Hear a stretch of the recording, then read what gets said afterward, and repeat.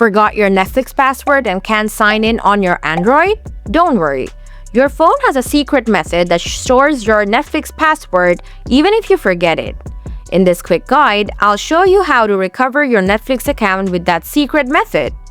First, open the Settings app on your Android phone. Scroll down until you find Google.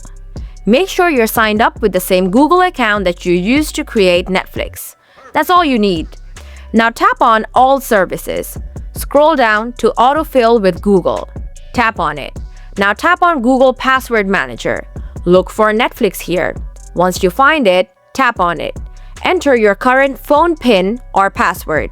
And there you have it. Your Netflix email and your password are all saved. Tap the eye icon next to your Netflix password to see your password credentials.